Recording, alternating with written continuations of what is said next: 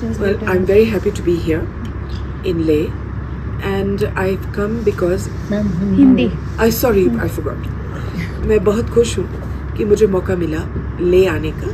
बहुत ही सुंदर जगह है और ये पहली दफ़ा है कि मैं आ रही हूँ।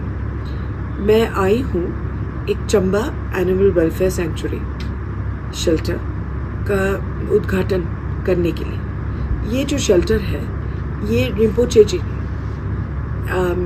दान किया है वांग्याल साहब को, और ये और उनकी जो टीम है वो एक शेल्टर बना रहे हैं जो बहुत बड़ा भी है।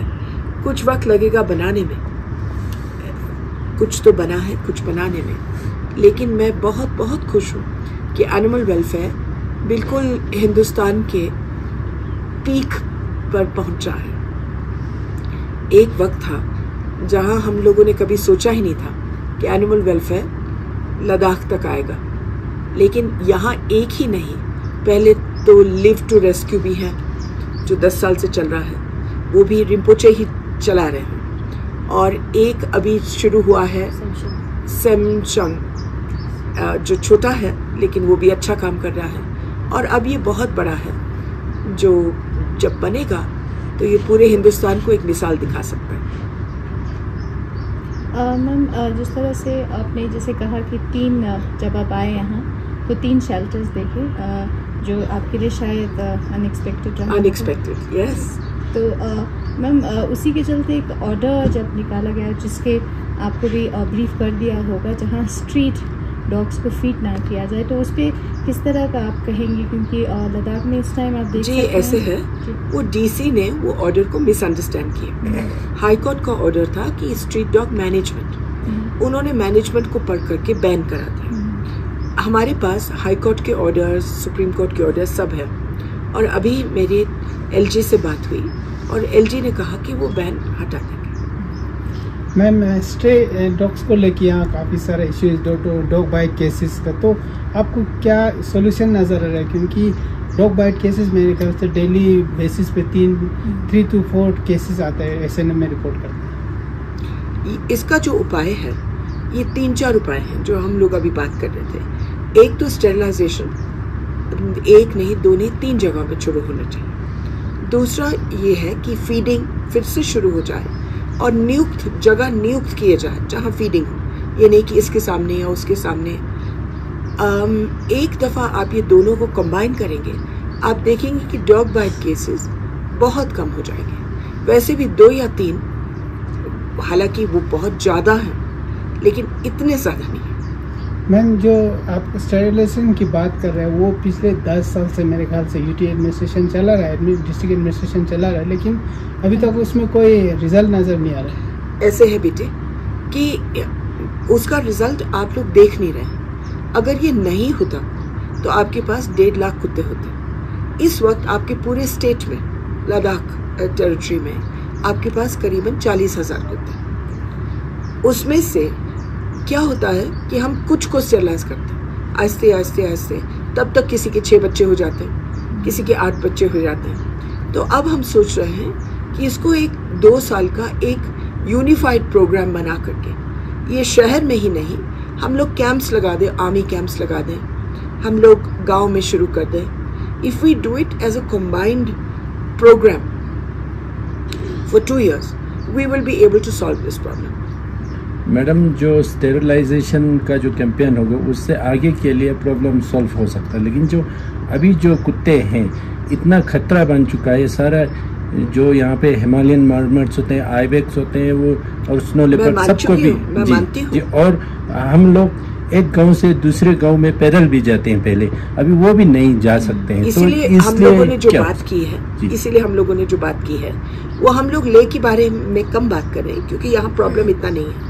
हम लोग बात कर रहे हैं गांव में, आर्मी कंटोनमेंट्स में, आर्मी कैंप्स में, और वहाँ से हम लोग शुरू करते हैं। अभी एक टीम बनाने की ज़रूरत है, इसलिए 4 बजे हम उस पर एक टीम बनाने की कोशिश करें। इस पर हम 2 घंटे की बातचीत हुई एडवाइज़र के साथ, एलजी के साथ, एनिमल हस्बेंड्री के साथ, तो सब इकट्ठा होकर के we will look for a solution.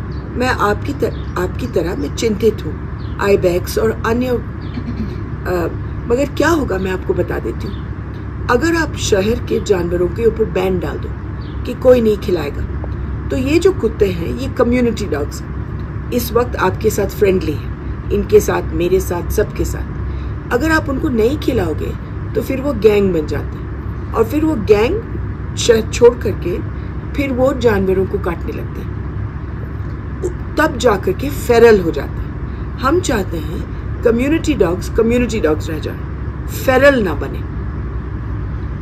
अब फेरल से बचाने के लिए दो ही तरीके हैं, एक तो खिलाना और दूसरा स्टेरलाइज करना। दोनों चीज हम लोग शुरू करते हैं।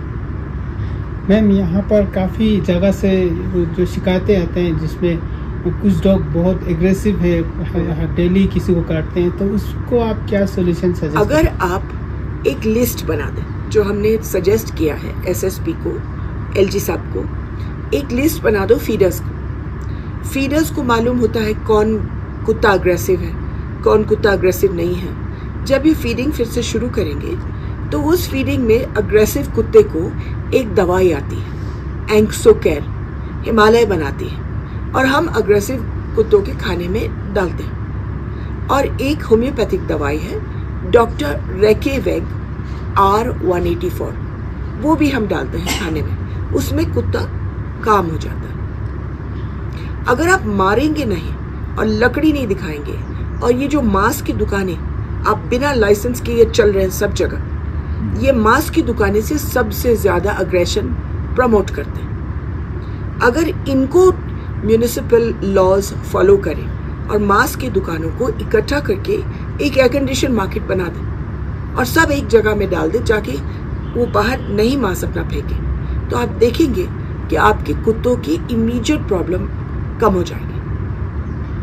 और एक चीज़ मैम, जो यहाँ पर काफ़ी सारे जो एनिमल जो सोसाइटीज चल रहा है, खासकर जो लिव टू रेस्क्यू और भी कोई भी हो, लेकिन जो सस्टेनेबिलिटी की बात करें तो उनको काफ़ी चैलेंजेस आता है फंडिंग को लेके। जो लिव टू रेस्क्यू पहले सारे जो फेरेशियस डॉग्स को वहाँ ले जाते थे, अभी सिर्फ सिकेन जो एक्सीडेंट वाला केस ही ले जाता है, तो वो भी एक समस्या है। नहीं, वो तो केवल लिव टू रेस्क्यू का काम नहीं है सड़क के कुत्ते उठाना, क्योंकि ये बहुत खतरनाक होता है।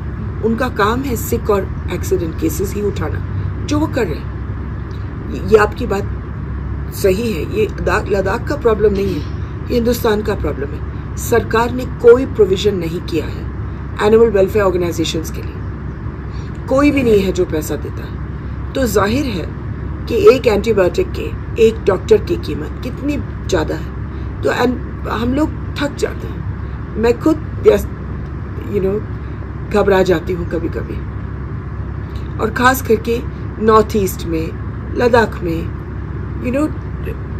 ऐसे एरियाज में एनिमल वेलफेयर बहुत ज़्यादा बढ़ रहा है, लेकिन पैसे बहुत मुश्किल है लेना, क्योंकि यहाँ कोई इंडस्ट्रियलिस्ट नहीं है। जो भी आना है सरकार से आना। तो ये वक्त आ गया है कि सरकार इसके लिए एक बजट बने। पहले animal welfare board of India के पास बजट होता था, अब पिछले 10 साल में वो बजट नहीं, बंद कर दिया। उनको वापस बजट लाना चाहिए। मैम, जिस तरह से एक तरफ तो जैसे प्रॉब्लम्स के बारे में बताया, और दूसरा एनिमल वेलफेयर की जब हम बात करते हैं तो बहुत कम पेनल्टी, आई थिंक 50 रुपीज़ ऐसा, तो लोग उस चीज़ को शायद सीरियसली, लॉ को सीरियसली नहीं मानते हैं। तो उस पर क्या कहेंगे आप? किस तरह का लद्दाख के जैसे सिचुएशन आपने देखा है? ये जो नया कानून आया है ना, उस नए कानून में 50 रुपीज़ की पेनल्टी तो है ही है, लेकिन 5 साल का जेल भी है।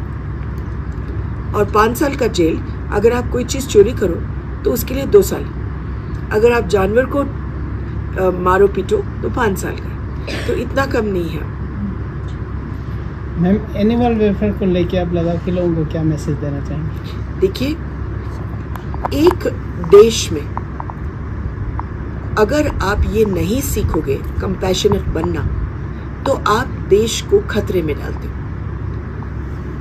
किसी के खिलाफ करना, हेट करना, दूसरे स्पीशीज को निरादर करना, ये केवल एक बहुत शॉर्ट साइटेड इंसान करेगा। ये देश प्यार से ही चलेगा। और रिस्पेक्ट हमने देखा है, और जो कल मैंने मीटिंग में भी बोला था, कि जो लोग जानवरों को मारते हैं अक्सर वो इंसानों को भी मारते हैं। तो we have to understand and take this seriously. This we need kindness, and kindness towards each other, kindness towards animals, kindness towards trees, bushes, kindness towards insects. This country can only be successful on kindness. खास करके क्योंकि हम over populated हैं। अब उसके ऊपर से अगर हम लड़ाई ढूंढे फिर तो बहुत खतरनाक है। So it's important to always be kind. Ma'am आखिर में एक और सवाल, जैसे लद्दाख में सभी को मालूम है कि वाइल्ड लाइफ के लिए ज़्यादा जाना जाता है, तो वाइल्ड लाइफ इंथुजियास्ट ये लोग कहते हैं कि ये जो सोल्यूशन स्टेरिलाइजेशन का हो ये पहले से चलता आ रहा है पर इतना इफेक्टिव नहीं हो रहा है, इसी वजह से वाइल्ड लाइफ इंस्टिंक्ट हो रहे हैं, तो उनका कहना है।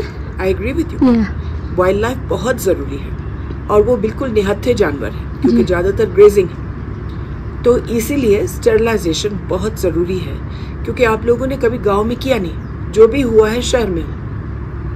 We need to now have a consolidated programme जिसमें आर्मी भी मदद करे, बुद्धिस्ट मॉनेस्ट्रीज भी मदद करे, शहर के म्यूनिसिपल कमिश्नर, अर्बन डेवलपमेंट भी मदद करे और उसके लिए एक तगड़ा बजट हो।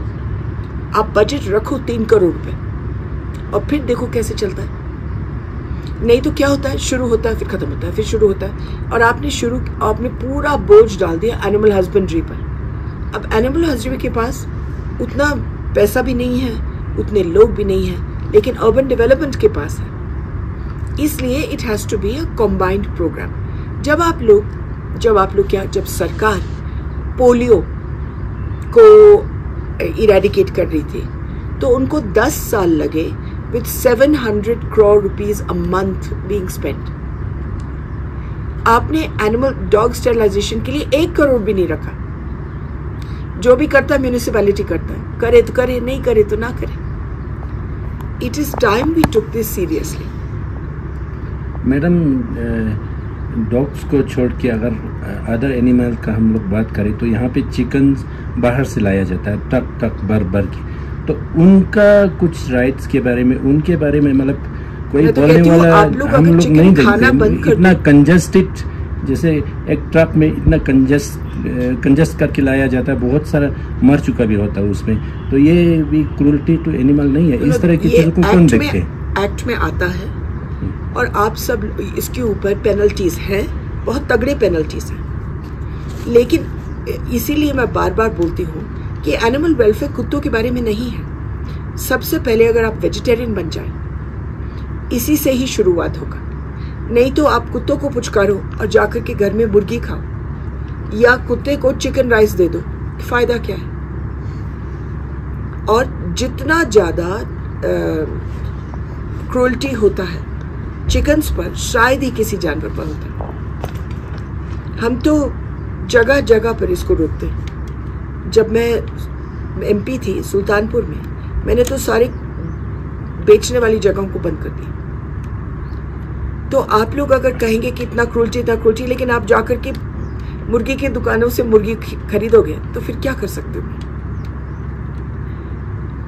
जो बुद्धिस्ट हैं उनको खास करके मेरा मैसेज है कि ये सबसे काइंड रिलीजन है और एक ऐसा रिलीजन है जो एक और दूसरे के बीच में फर्क नहीं मानता।